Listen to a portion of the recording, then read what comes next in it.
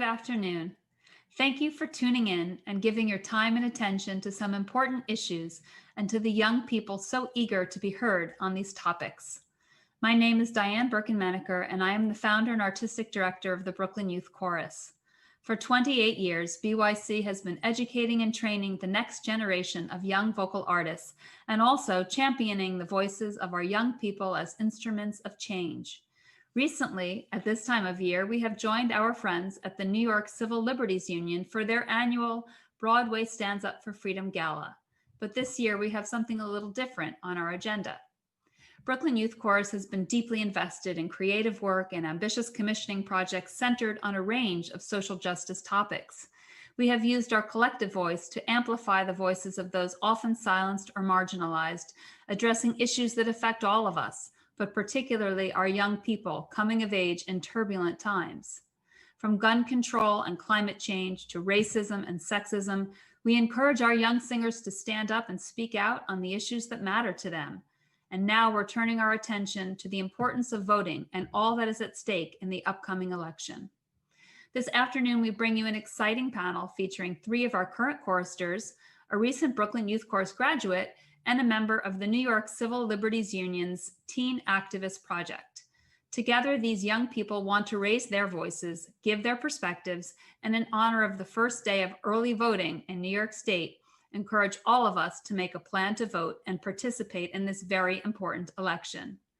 Today's panel will be moderated by NYCLU Executive Director Donna Lieberman. Donna has led the NYCLU for almost 20 years, and during her tenure founded the NYCLU's Reproductive Rights Project, growing the organization to over 185,000 members. One of the state's leading voices for freedom, justice, and equality, she has worked with a particular focus on protecting the rights of those most at risk, people of color, low-income New Yorkers, and our young people. The pairing of the NYCLU and Brooklyn Youth Chorus is both a natural and important one. And if you'd like to support the work of either or both of these organizations, you can check out our website at brooklynyouthchorus.org/voicethevote. And make sure to attend this year's NYCLU virtual gala concert, Sing Out for Freedom, on November 2nd at singoutforfreedom.com. Until then, it is my privilege to introduce the voices of our future to share their thoughts on how we can all serve as a force for change. And as I turn it over to Donna and our incredible young people, I encourage all of you to follow their lead. Use your voice to advocate for the future of our young people. And if you're of age, cast your vote. Donna? Thanks so much. I'm delighted to be here this afternoon with the Brooklyn Youth Chorus for Voice Our Vote. And I am so proud of the partnership between the New York Civil Liberties Union and the Brooklyn Youth Chorus. There's nothing I love more than music with a social justice theme. Our panel today is going to focus on 4 issues that are front and center in this election: climate change, immigration, police brutality and white supremacy, and education. And I would like now to turn it over to our panelists to introduce themselves, and then we'll get on with the conversation. Gabriel? Hi, I'm Gabriel. I'm in the men's ensemble at BYC. My pronouns are he, him. I didn't write it in the description, but I'm saying it now. Good. Naya?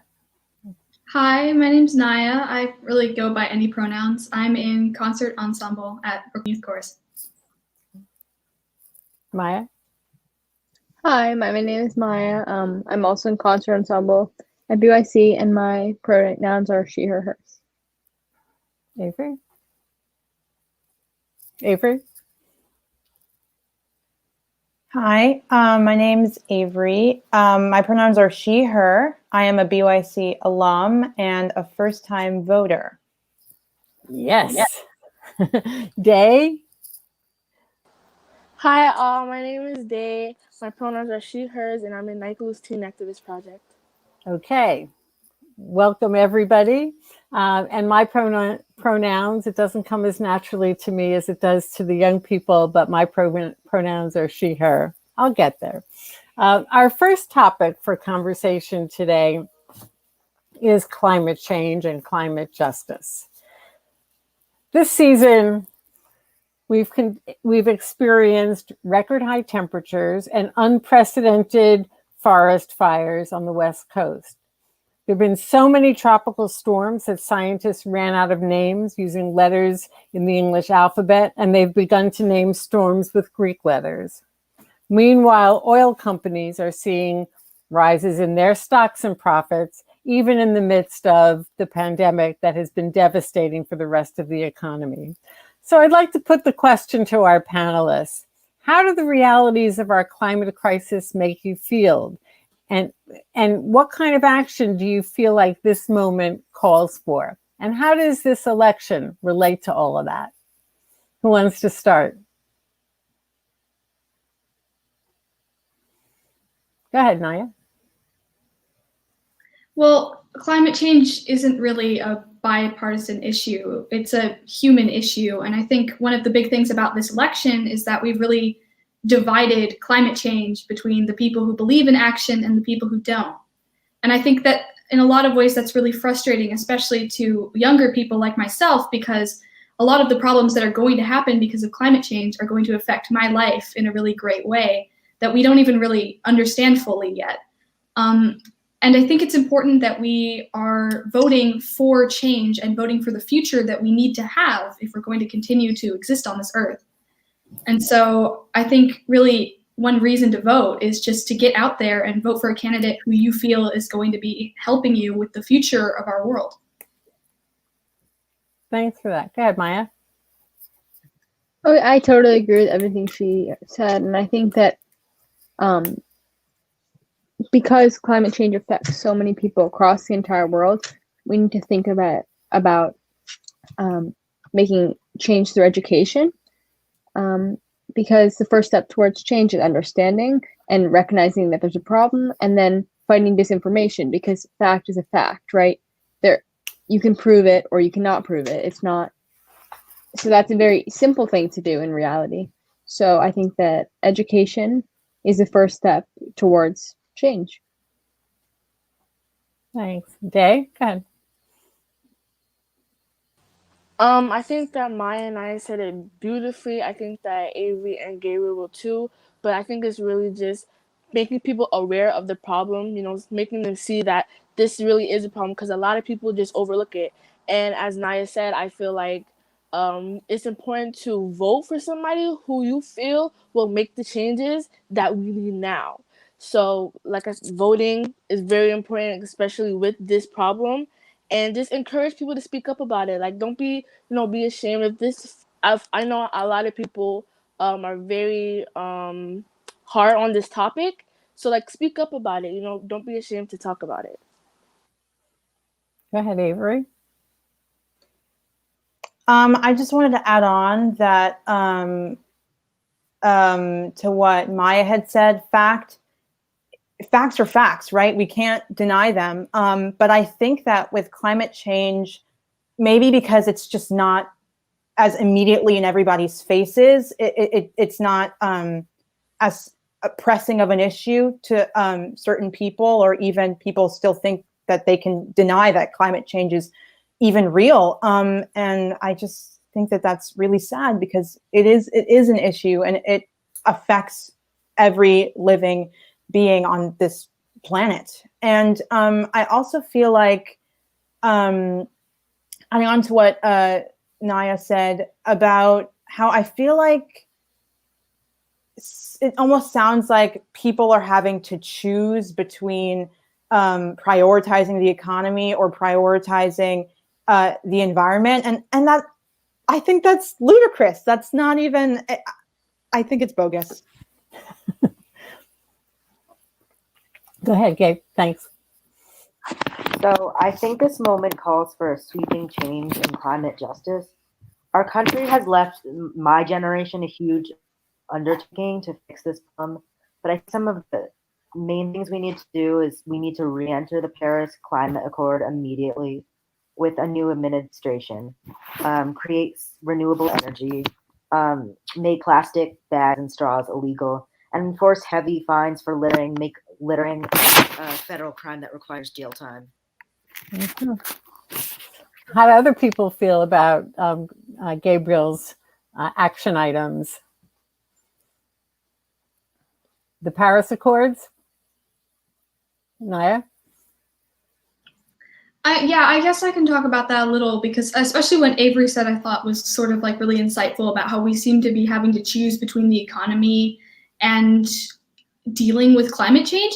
And the reality is that's not entirely true, is that a lot of the ways that we could be using sustainable energy and a lot of the ways that we could be finding replacements for things like plastic or recycling or using them in a better way, that isn't going to be something that's going to affect the environment. I think the problem is that a lot of our politicians aren't willing to invest in it. But just because in the moment you're going to spend money on something doesn't mean that it's not going to be worth it. Like buying a car in the moment is maybe a lot of money, but you're going to have that car for like 10 plus years. It's something that I think we have to really look ahead and think about how it's going to be beneficial. And yeah, I also agree with the Paris climate that we should definitely, join back in. Avery, go ahead. I totally 100% agree. I think it's really like a matter of mindfulness and carelessness, and I think once we are able to make that shift from being careless about how everything, affects climate change in the environment to just being mindful about how we're going on about things, I think that will make a huge difference. Mm-hmm. When you said mindfulness and carelessness, I added in my own mind, and what about greed? It feels like the short-term profit-making interests of the oil industry seem to be driving our self-destructive in the long-term energy policies. So yeah, go ahead, Maya. No, I agree. And I also think that the people working in these big oil companies are not the people being affected most by the problem. 75% of people in poverty rely on agriculture and natural resources to survive. And since in the last 5 years, that's gone down 30% a year. But it's not the people who have a lot of money who are growing that are being faced so severely with that. And I think that's why part of the greed comes in, where they don't feel it's their problem right now, when in reality people are dying today. People aren't just going to die in 10 years and 20 years and 30 years. People are dying today. It's just not them or people they know. Mm-hmm. And this is a global challenge. It feels like your generation is growing up where in an environment where, few issues are just local. Everything seems to have an impact, all around the world.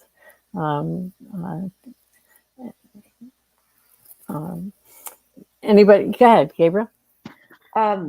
So since climate change is, like Naya said, a nonpartisan issue, we need to stop politicizing it. And climate change and science are real, whether you believe in it or not. And this really ties into what we see on social media. What we read online greatly impacts how we think and how we live our lives. And any denial of science that's posted on like Facebook, Twitter, Instagram needs to be fact checked and needs to be reported and removed if it contains any misinformation, because the spread of misinformation around climate change has impacted our politicians. It's impacted us on a local level, and it's created a narrative where climate change is this abstract issue that you can believe in it or not, but it's your choice. But no, it's real. I don't care if you believe in it. I don't care if you don't believe in it. It's real. And any information that's spread on the internet that says anything else should be fact checked and removed. Mm-hmm. How does this notion that like science is, well, some people believe in science, some people don't. How does that affect you in your day-to-day life and going to school?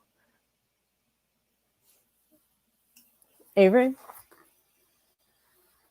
I think honestly, like the idea of fake news, and that's really all we're seeing on a lot of social media platforms, or even just watching different news broadcasting channels. Like you can kind of hear where people stand politically, and why can't news just be news, and be unbiased? It's kind of scary because you don't know what to believe. You don't know what the truth is. And I think that plays a huge role in the polarization of all of these just political sides. It's really scary. Mm-hmm. So let's move on now to our second topic, which is immigration. This week, ACLU attorneys announced that we still haven't been able to find the parents of 545 children who were ripped from their parents as part of the family separation policy of the Trump administration. A number of you on the panel have indicated that immigration is one of the key issues for you in this election. Can you share with us why and what you think our immigration system ought to look like? Who wants to start? Go ahead, Avery. Well, I guess when I think about our current immigration system, I feel like immigrants are made out to be murderers, right? Rapists, terrorists. And these notions, I almost kind of feel they don't come from nowhere, right? Homeland Security, ICE, this branch was developed in response to 9/11, which was a very traumatic event in America. And with that comes fear. And Homeland Security, it's their job to be super vigilant and to weed out potential threats. And there's nothing wrong with that. But when it's paired with that traumatic fear that we experience, I feel like immigrants are now being associated with being terrorists, and that's racist and it's wrong. Mm-hmm. Others? Yeah, Day.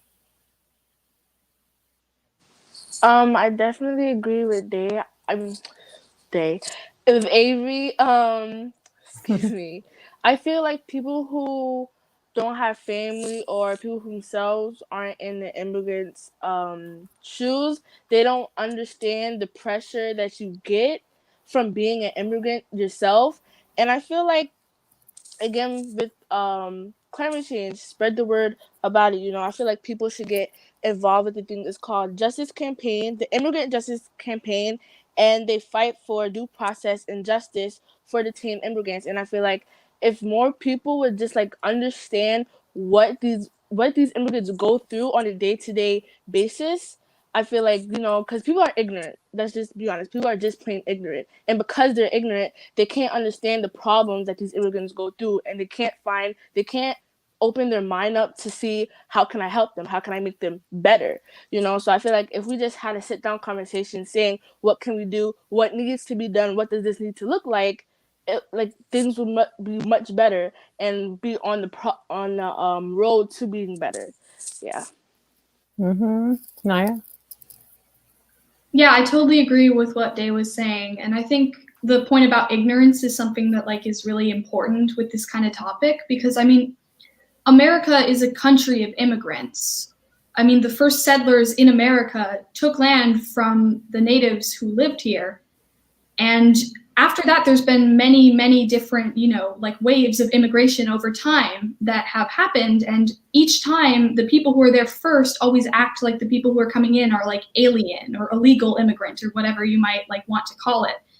And I think that education is a really, really important topic because there's a lot of people, a lot of white Americans in particular, who really just don't like understand what is going on with immigration in our country, because they just sort of see things like 9/11 and they see things like President Trump telling people that the people at the border are murderers and rapists and criminals and all that stuff. And they just choose to turn a blind eye to like the pain and the story and the emotion and the like actual situation that's going on with immigrants in this country. And I just think that if we were educated more, and if like school taught curriculum and actually like told people what has actually happened in history, because that's a real thing, like I know people who have been in school who are, as adults, they're like, this is what I was taught in school. I had no idea this was a thing. And I think that kind of ignorance just going on, it just makes a cycle where no one's going to get out of it unless we actually like, are firm and say, this is what happened, and this is why America is a country of immigrants, and this is why you have to respect immigrants and respect the land you live on, because it wasn't even like originally yours. So yeah, it's a lot of ignorance. Gabriel, then Maya. Hi. I think our immigration system needs to make broad changes. And the first and most important thing would be abolishing ICE and making a pathway to citizenship much easier. And I just wrote in my notebook, stop locking kids in cages with 3 exclamation points, but like as simple as that, stop locking kids in cages.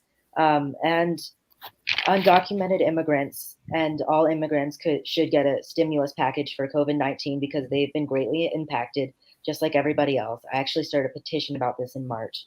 And we need to pay settlements to any immigrant family. So that's the 545 kids who've been separated from their parents and still don't have their parents with them. They need to be paid settlements by ICE for any family members lost, any family members that have been separated. And there cannot be any bans on the basis of race, gender, sexuality, or religious affiliation. So that means no Muslim bans, no spreading of misinformation by the president about people from other countries and what they're doing to our country, because it's false and it's disinformation and it's prejudice and it's dangerous, quite frankly. So there can't be any bans on the basis of religious affiliation. Go ahead, Maya.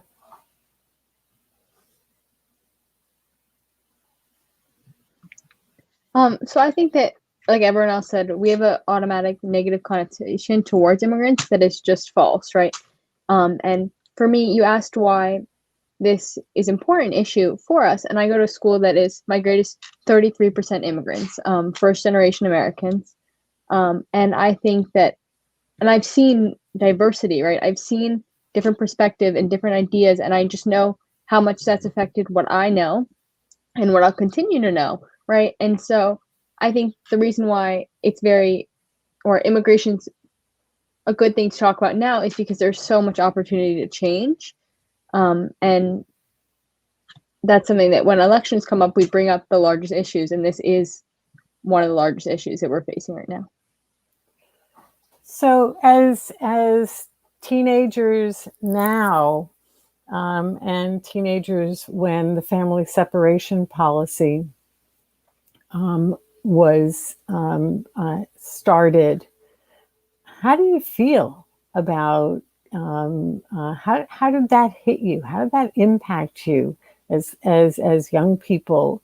To see our government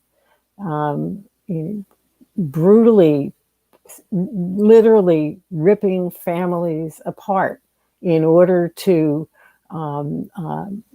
make it so untenable to be in this country that people wouldn't want to be here, and really without any concern for the damage to families, to kids, to parents. Go ahead, Gabriel.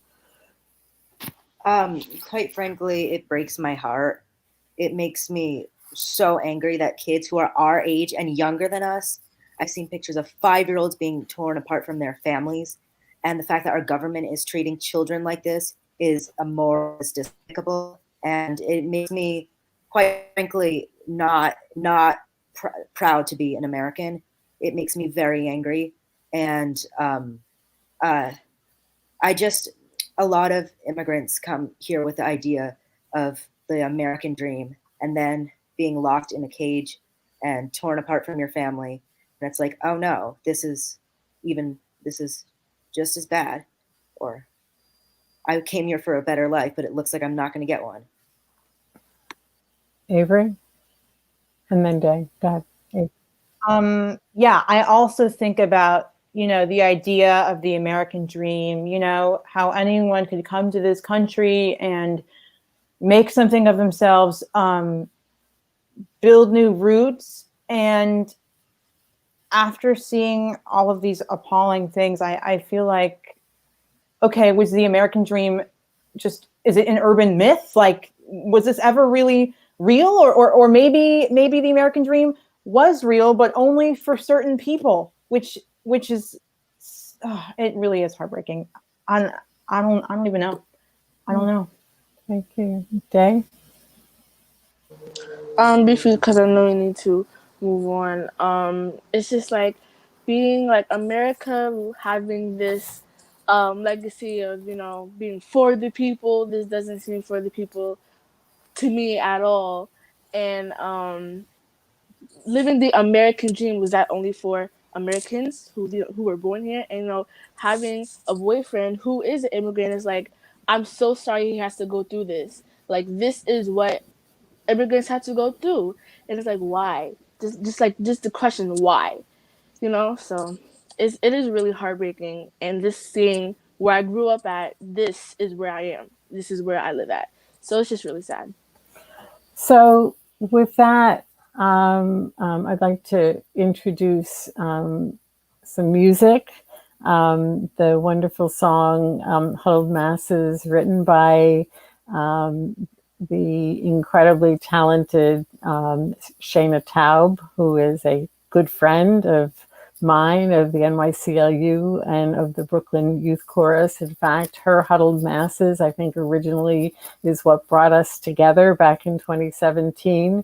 It was written right after the Muslim ban, in response to the Muslim ban. Huddled Masses comes from the Emma Lazarus poem, Give Me Your Tired, You're Poor. And you guys just make it sing. So without further ado, Huddled Masses, Shayna Taub and the Brooklyn Youth Chorus. I want my voice to be heard.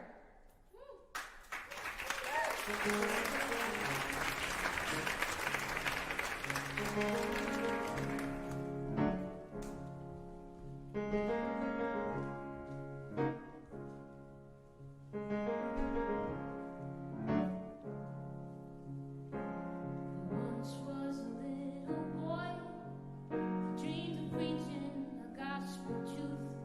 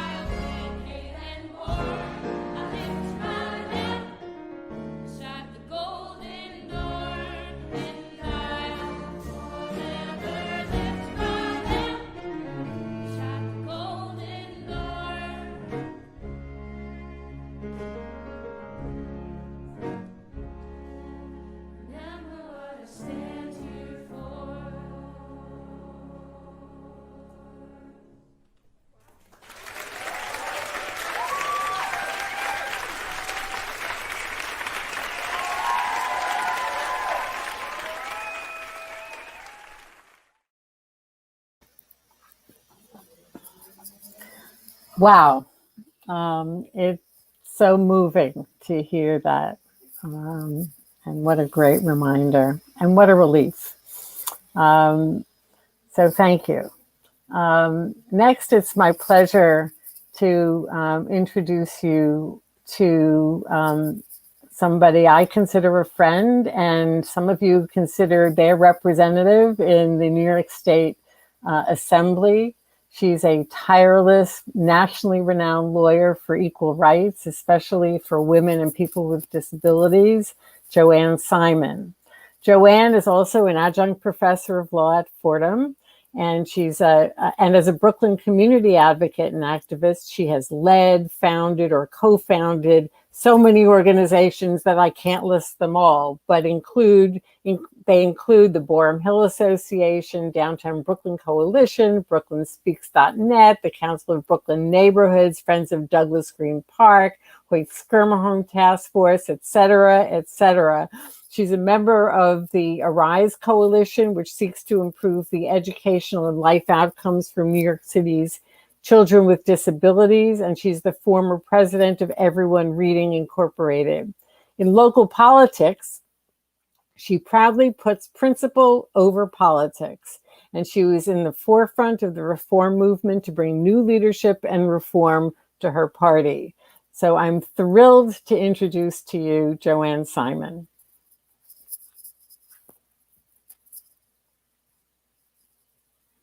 Jo Anne, you're on mute. I was trying to be a good doobie before, and I put myself on mute. So I'll start again. So it's a great pleasure, Donna, to be here with you today, with Diane, and with all of the young people here who have been involved with the Brooklyn Youth Chorus and with ACLU, or the NYCLU. And so I want to thank all of them for being here, and everybody who's watching this broadcast.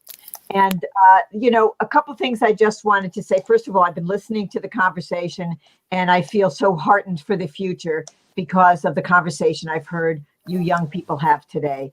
And it gives me great confidence that the future, I know, belongs to you, and you are really going to be able to move this country forward. And I also want to say just something, that the future is female. And we can't, not recognize that, because our voices will matter and will make a big difference going forward. So, I was asked to talk a little bit about why we all should be involved in this election. And part of that is really just fighting for the future that you want. It is about learning. It is about developing good voting habits, which may sound kind of boring, but really research says that if you start voting young, then you will be a lifelong voter. And some of the problems we have in this country are really because people have taken their right to vote for granted. They believe that their vote doesn't matter, so they don't show up. And when they don't show up, somebody else does. Somebody else takes their voice, and that becomes the predominant voice. And we're living through a very real and very dangerous situation right now, where the voices of so many people who felt their voices didn't matter, didn't show up to vote. And now we have an administration that seeks to really suppress everybody's voice and everybody's vote. Sort of in a practical way, I always try and encourage young people to realize that you don't have to fall in love with every candidate. We are all fallible human beings, so you'll agree with us on some things and not on other things. But you really want to vote for people who will, move things forward, right? And, one of our former mayors, Ed Koch, used to say, and he was, I agreed with him on many things and disagreed with him on others.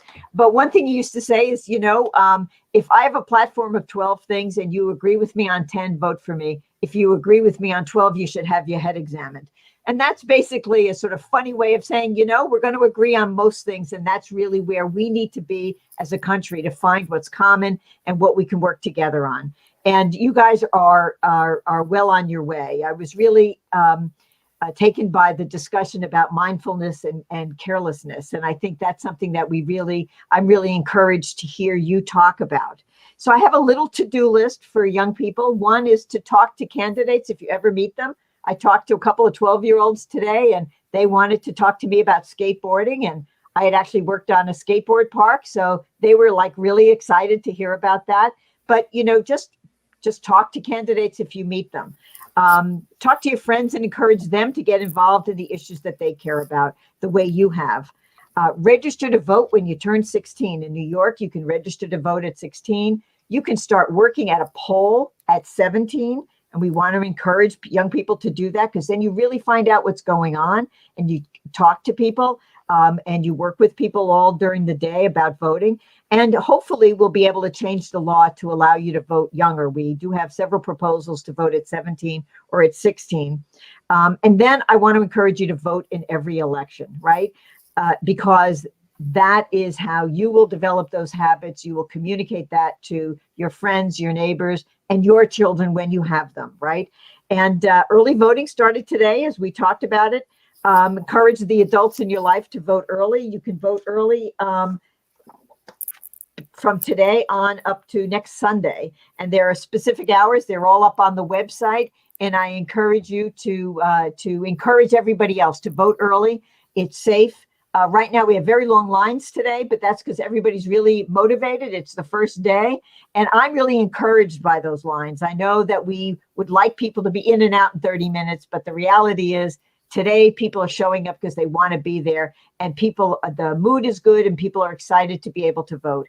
And we want that to be everybody's experience, to show up, to be excited about being able to vote, and to vote on a regular basis. So thank you so much for everything you're doing. I'm just so excited to be hearing your conversation and to know that our future is assured with young people like you. Thank you so much. And thank you again, Donna and Diane.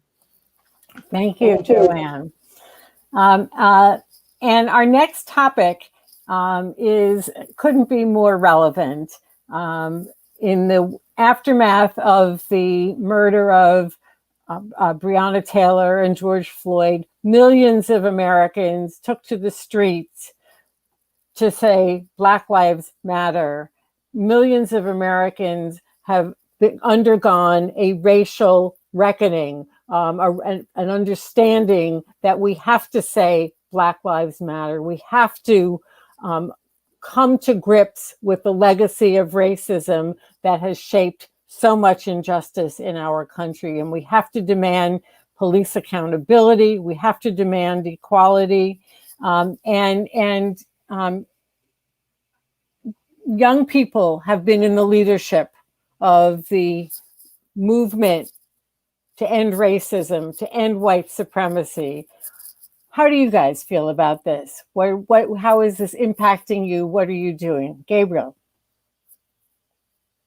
Well, as someone who's Black, this issue is really personal for me. I'm so sick of, I was in 2014 after Eric Garner was choked to death when he said, "I can't breathe" 11 times. And when I saw the clip of George Floyd, it took me back to that moment when I was at the protests and I was just so angry. And I was a little kid then, but I still understood what was going on because it was so obvious to me. And like fast forward 6 years later and nothing has changed. And in the span of like 3 months, 2 people were killed, not to mention Tony McDade, who was a woman who was killed by the police in, I forgot which state, and there was also Jacob Blake, who thankfully was not killed, but he was shot by police. This issue is really personal and there needs to be like radical police reform. I think that is not the best. It's not the best, it's not the best way to put this, but I do believe that funds need to be taken from police unions and allocated for like mental health support for people who can come to, someone's having a mental health crisis, that the police don't have to deal with that, because police, I don't think they want to be dealing with that, because the police are expected to do a lot, and having them handle mental health crisis isn't good for the person who's having the mental health crisis, and isn't good for the police officer because they won't know how to deal with something like this. And the most important thing, I think, is to have cops work in their own neighborhoods, because when cops are working in neighborhoods that they don't live in, they don't know They don't know the people. They don't get to know the neighborhoods. So I feel like it's intrusive. And oftentimes you see white cops killing Black people in their own neighborhoods. And that just makes my skin crawl. Absolutely. Thank you. Day? Yeah, so same with Gabriel. Being a young Black teenager now, it's it's really it's really difficult. I mean, I myself, I live with two George Floyds, my dad and my younger brother, and I fear for them every day, because being a Black person, people say that you were born with a disadvantage. So it's like you had to work extra and extra and extra and extra just to thrive now. And it's like, I feel for my younger brother. You know, he's 7, he has attitudes. What if he goes out and he's pulled over one day by a cop, and he has that same attitude, that same resistance? And it's not that he's doing it intentionally, that's just how he is. But those are the simple things that will get you killed. And it's like, honestly, I feel like these cops, they look at Black people as fools, because they know at the end of the day, they could keep killing us, and they're gonna keep getting away with it. I mean, when I was looking at the court decisions, they gave a cop, what was it, $30,000 for what? You're giving them money for killing off one of our Black people? And it's like, these cops keep on, at time after time after time, they're showing us that they're going to keep getting away with it. So until we do something about it, and we have a real sit down conversation, and we say, and we actually defund these cops, like, nothing's going to get changed. I mean, the only difference between now and back when there was slavery is that we have cameras and that people can see it. It's no different. It's no different. There's just cameras. And last thing, just the other day, I was talking to my peers about having cameras, and it's like very, you don't want to see it. Of course, you don't want to see nobody getting killed on camera. But if we don't see it, if we don't make people see it, people are always going to turn a blind eye. So it's enough with the not seeing it. It's enough with the, I don't want to deal with this right now. No, we're going to deal with it right now because it's a problem, and it should not be a problem anymore. That's how I feel about it. Thanks, Day. Anyone else? Yeah, Avery.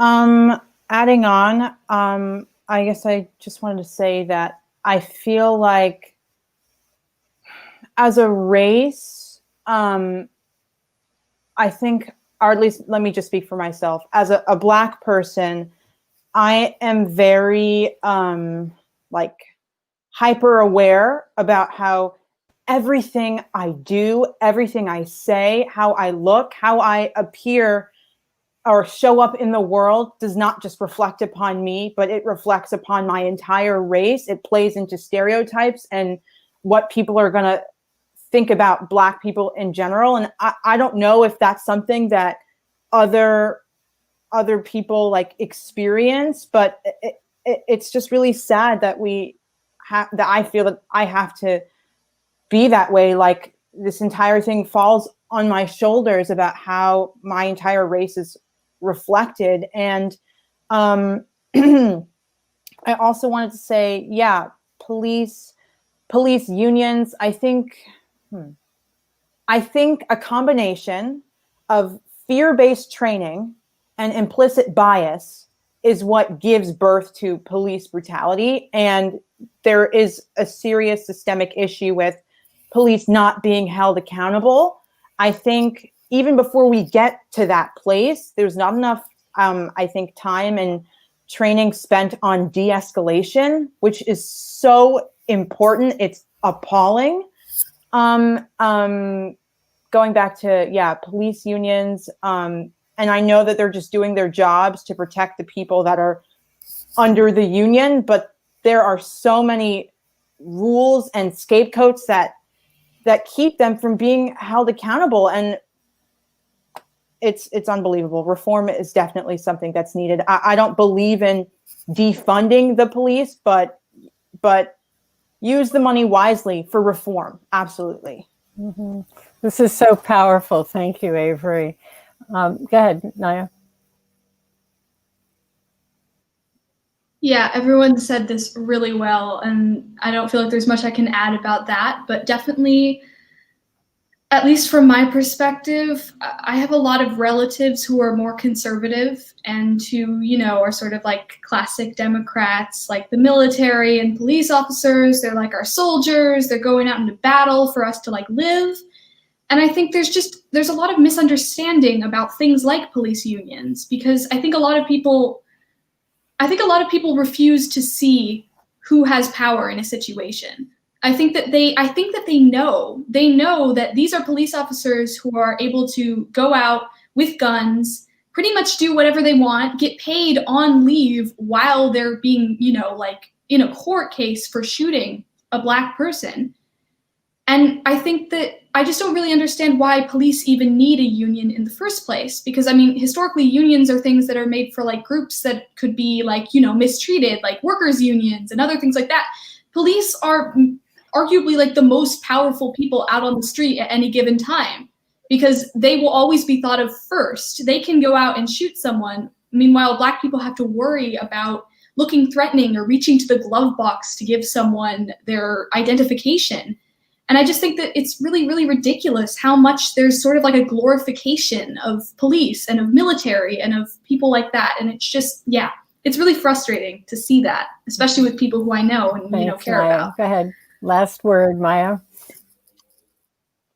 Yeah, I just think this movement in general, one thing is we have to call out racism and we have to have difficult conversations, because we're not going to get anywhere if we don't, right? And we've seen what the past has given us, and we can predict that the future will look the exact same way if we don't do anything, right?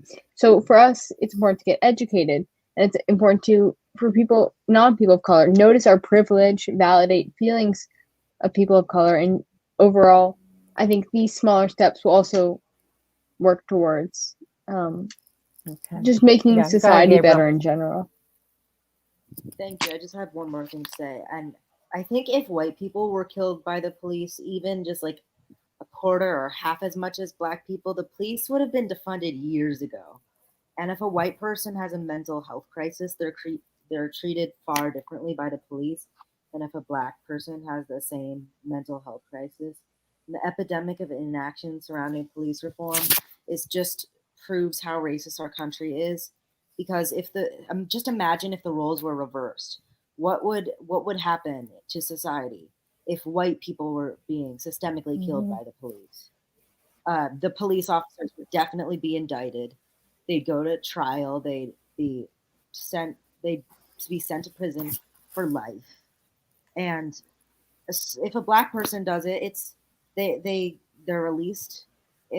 They were just doing their jobs, and everybody moves on. So I don't think that. I think that proves like how racist our country is. The fact that if the roles were reversed, there would be a far different reaction by the public. Thank you. And I just wanted a little correction. I wanted to make sure that people knew that the reference to Tony McQuaid was to, he's a trans man. I think we didn't make that clear.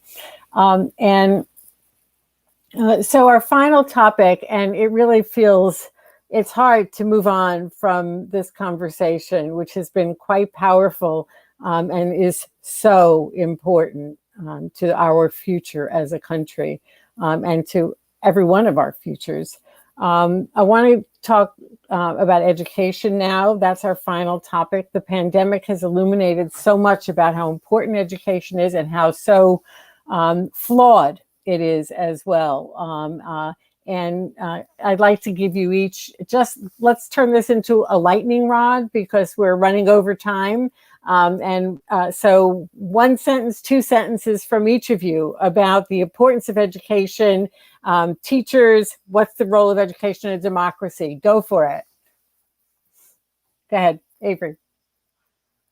Okay, so I think in theory, the role of education in democracy is ideally for people to be well equipped, be able to contribute to society as citizens. But I think in reality, I feel like a lot of the information we're given is filtered, and so that prohibits us from forming our own thoughts and opinions, and especially if those opinions clash with American history, American systems, American social customs, or whatever you want to call it. And I think that's really sad.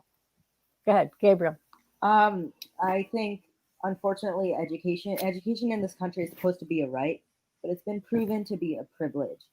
There are people who are marginalized, have usually don't have nearly as solid and as consistent of an education as someone who's more financially stable or less marginalized.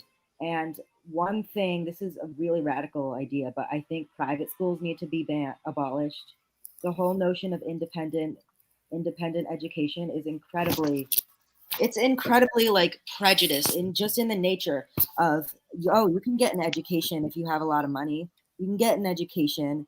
We'll give you a great education if you pay like $60,000 a year to go to, not for a college, for like a regular elementary school.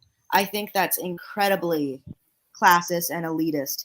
And the fact a lot of private schools like have been having affinity groups and social, like, affirmative action programs. That's not the way to go. The way to go is to stop requiring a tuition, a payment. It's like that. It's not fair that if Black people and other people of color are not getting the same opportunities as white people, if they have to work twice as hard to get into a private school, that's not equity. That's not doing your job. That's just making the system more racist than it already is. I feel very passionately about this issue. Thanks, Gabriel. Maya? No, yeah, I just wanted to go back to something we said about a previous topic, and it's that I think education is rooted in what we consider the American dream, right? This is education. You can grow up in America and you can get this wonderful college education, master, whatever. And I think it's the exact question of who's allowed that American dream, right? And that's more that you can go with every single topic. Who is given what America is supposed to be? And sure, our ideals are great, but how are we going to achieve them? And I think that's a great way to end on, because that's something that we can think about for every topic. Mm-hmm. Great. Dave, then Naya. I think that education is more than just being to class on time and knowing the chemistry formulas. It's about having your own thoughts and not having it being swayed by the next person who, quote unquote, thinks they have a higher education than you do. No, I feel like education should be equal to everybody, and everybody should be able to have access to it and have a good access, not just the minimum. Naya, last That's word. what I think. I think really that just like education is so based in money in this country, and that will never work in any situation, because that just automatically means that people that don't have the opportunities to, have money to do well in school won't do well in school. And we see this in neighborhoods. Like if you live in a certain neighborhood, you have a zone school, and that really separates people, because if that's a rich neighborhood, the people who go to that school are going to be rich. And it's just like we see this all the time with people like cutting budgets or enforcing new rules on teachers and stuff like that just really it makes it really difficult to get a good education. And I don't think that getting a good education should be something that you should have to fight for, and that teachers should have to struggle to be able to do their job and get paid enough. Yeah, there's just it's a lot of problems with our education system. Yeah. So thank you. We had hoped to talk more about white supremacy. We've talked some about it when we talked about policing, and when we talk about access to education. White supremacy is perhaps the pivotal issue that our nation must grapple with if we're going to survive and come together after these divisive years. This conversation has to be the beginning certainly not the end. There's so much work for each of us to do. Thank you, panel, for your wisdom, for your time, for your thoughts.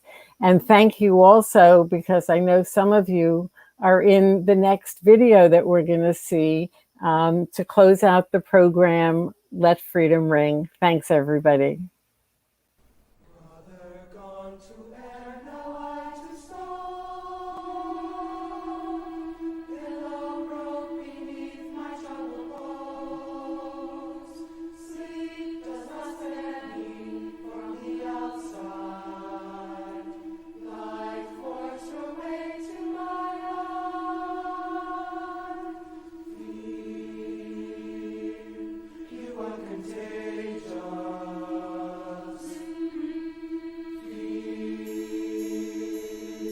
You are contagious. Can one speak? Can one speak with words? Can one speak with words of love? Can one speak? Can one speak with words of peace? Can one name justice? Justice, justice.